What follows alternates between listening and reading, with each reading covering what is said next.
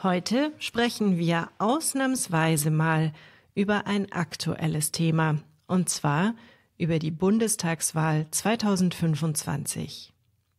Die Wahl hat am 23. Februar stattgefunden und die Ergebnisse stehen fest. Ich erkläre dir, was passiert ist, warum die Wahl so wichtig ist und wie die Geschichte der Bundestagswahl in Deutschland aussieht. In Deutschland gibt es alle 4 Jahre eine Bundestagswahl. Dabei wählen die Menschen die Abgeordneten des Deutschen Bundestages. Der Bundestag ist das Parlament von Deutschland. Die Abgeordneten im Bundestag entscheiden über Gesetze, den Haushalt und viele andere wichtige Themen. Die Bundestagswahl ist also eine sehr wichtige Wahl, denn sie bestimmt, wer Deutschland regiert. Die Bundestagswahl 2025 fand am 23. Februar statt. Millionen von Menschen sind zur Wahl gegangen oder haben vorher per Briefwahl abgestimmt. In Deutschland hat jeder Bürger und jede Bürgerin ab 18 Jahren das Recht zu wählen. Wohlgemerkt ist es nur ein Recht. Es ist keine Pflicht. Diesmal machten 82,5% Gebrauch von ihrem Wahlrecht. Das ist die höchste Wahlbeteiligung seit 38 Jahren. Bei der Wahl haben die Menschen 2 Stimmen. Mit der ersten Stimme wählt man eine Person aus dem eigenen Wahlkreis. Mit der zweiten Stimme wählt man eine Partei. Die zweite Stimme ist besonders wichtig, weil sie bestimmt, wie viele Sitze eine Partei im Bundestag bekommt. In Deutschland gibt es eine 5%-Hürde.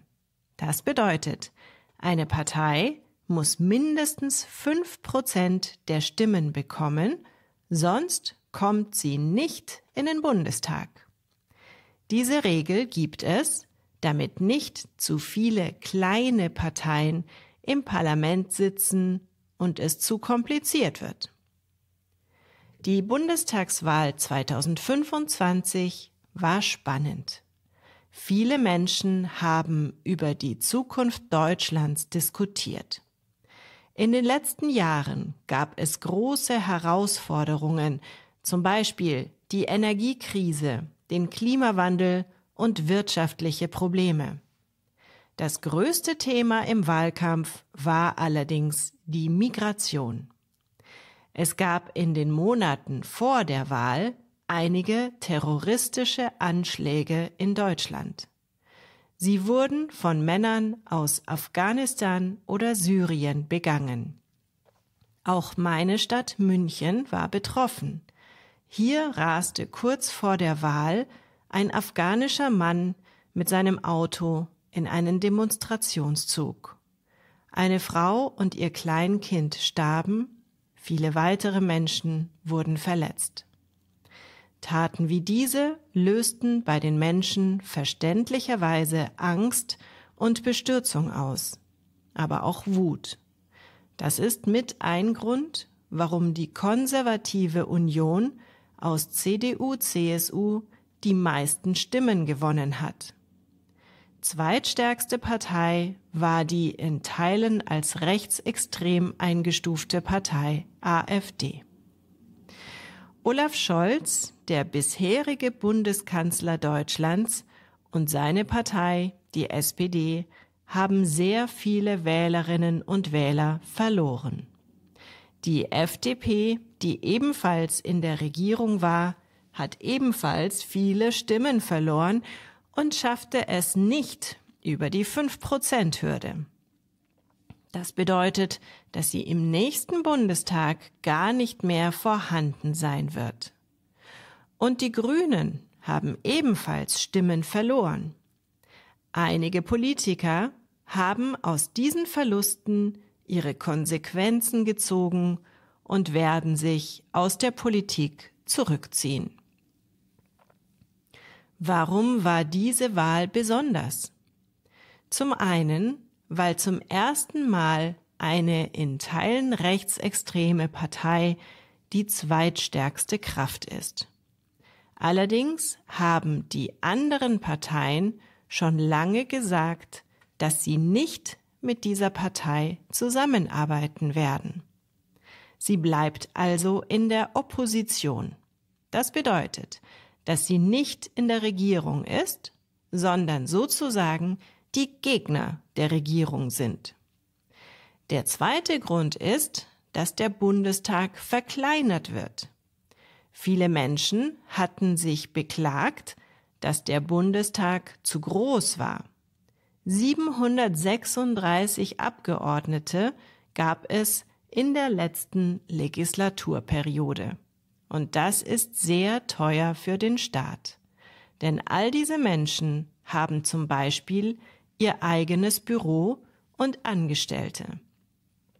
Also gab es eine sogenannte Wahlrechtsreform.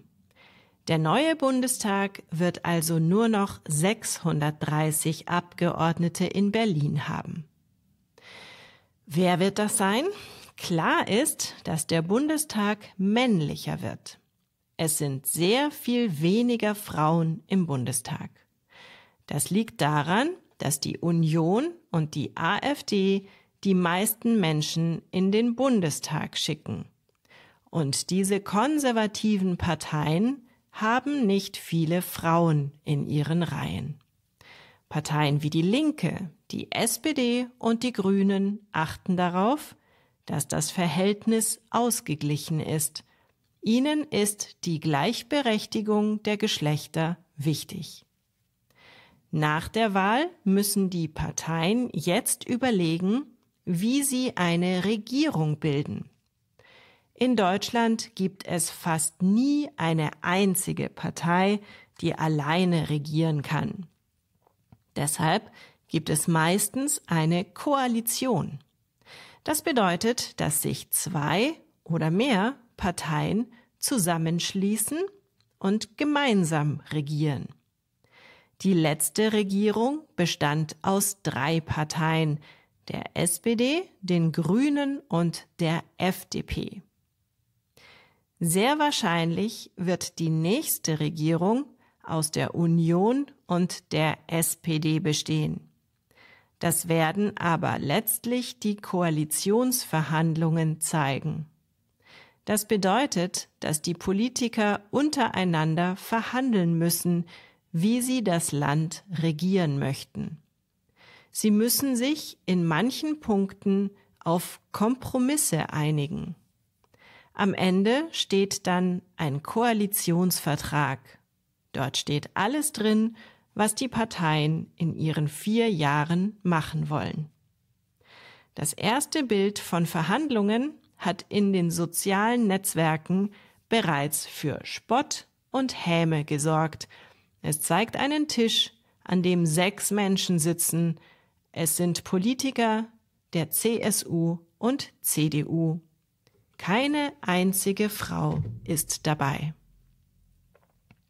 Bis Ostern soll die neue Regierung stehen. Das ist derzeit das Versprechen. Sobald die Regierung steht, wird eine neue Bundeskanzlerin oder ein neuer Bundeskanzler gewählt. Das ist die wichtigste Person in der deutschen Politik. In der Geschichte Deutschlands gab es bisher nur eine Frau als Kanzlerin, Angela Merkel. Sie regierte von 2005 bis 2021. Der nächste Kanzler Deutschlands ist sehr sicher Friedrich Merz von der CDU. Er war 3 Tage nach der Wahl bereits bei einem Besuch in Frankreich und schüttelte dort Emmanuel Macron die Hand. Für mich war diese Wahl übrigens auch etwas Besonderes. Ich hatte mich zum ersten Mal als Wahlhelferin gemeldet. Denn es braucht Hunderttausende von Freiwilligen, die bei der Wahl helfen. Wir haben den ganzen Sonntag von 8 bis 18 Uhr dafür gesorgt, dass alle Menschen geheim und sicher ihre Kreuzchen machen konnten. Nach 18 Uhr haben wir die Stimmzettel ausgezählt und das Ergebnis in unserem Wahlkreis ermittelt. Das war eine sehr interessante Erfahrung. Und was sage ich zum Wahlergebnis? Ich bin kein konservativer Mensch, daher bin ich enttäuscht. Ich hätte mir mehr Mut zu Veränderungen gewünscht und ich finde, wir müssen dringend etwas gegen die Klimakrise unternehmen. Das ist allerdings ein Thema, das die Konservativen leider kaum interessiert. Ich finde es auch schlimm, dass die AfD so viele Stimmen bekommen hat. Ich kann nicht verstehen, wie man eine Partei wählen kann, die nur für Reiche Vorteile bieten möchte und für viele Probleme keinerlei Lösungsvorschläge hat. Sie verbreitet Hass und Hetze, spaltet unser Land und stört damit den inneren Frieden. Bei Debatten im Bundestag stört sie, indem sie ständig Zwischenrufe macht. Eine sachliche Diskussion ist so kaum möglich. Die menschengemachte und von der Wissenschaft bestätigte Klimakrise leugnet sie. Und sie schiebt die Schuld für alle Probleme auf Menschen aus dem Ausland. Aber genau ohne diese Menschen wird unser Land nicht gut weiterleben können, denn Krankenhäuser sind zum Beispiel angewiesen auf ausländische Fachkräfte. Und auch die Rente wird zu einem beträchtlichen Teil von Menschen mit Migrationshintergrund finanziert. Wir werden sehen, was all das mit Deutschland macht. Das war Slow German, der Podcast zum Deutschlernen mit Annik Rubens. Mehr gibt es auf www.slowgerman.com.